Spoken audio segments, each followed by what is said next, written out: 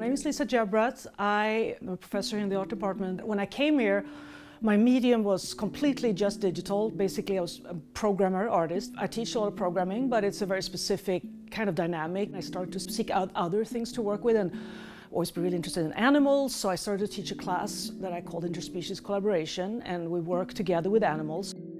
I knew I wanted to start to explore something like sheep or animals that would produce things for us. So that's kind of my trajectory. I did a lot of data visualization work, and I've always had an aesthetic that is very kind of square, looking like kind of weaving. Someone connected me here in town with an artist, Julia Ford, who is a weaver. And we had an exhibition together at the Santa Barbara Museum of Art, combining her weaving and my data visualization work.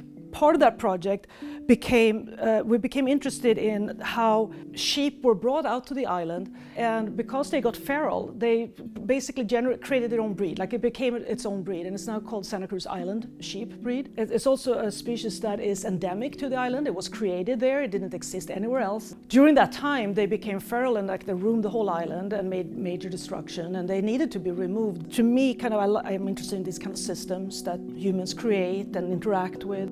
The wool I've been working from is from a breeder up in San Miguel that has a lot of the Santa Cruz Island sheep that are still in existence. This is actually this kind of the Santa Cruz Island sheep.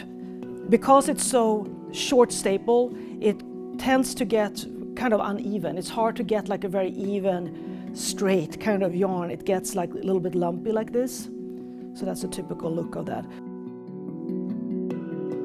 And then we've been dyeing it with these invasive plants, or non-native plants I should say, not all of them are invasive, out on Santa Cruz Islands. UC Research Center, there you can't just start to pick stuff and kind of do whatever you want with the environment. You have to apply for every little different research thing you want to do if it involves picking stuff and so on. So I realized I hadn't asked about picking plants. If we use the non-native ones, which they're really major efforts to get rid of all those plants out there, it's like, okay, we could just help in that and just use all these non-native plants. It's fantastic to be out there picking these plants that no one wants. Like everybody wants to get rid of the fennel, and we love the fennel because it's like one of the best dye plants. So it really became a project of these strange kind of intersecting ecologies of the sheep and the plants that were brought there, and kind of merging them through this process of dyeing with them, spinning it, and then weaving with it.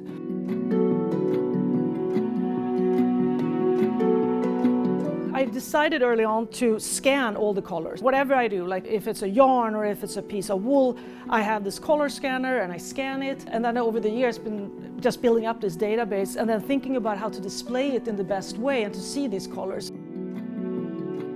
So what the project became about is to just create much more of a color range of ideas within that.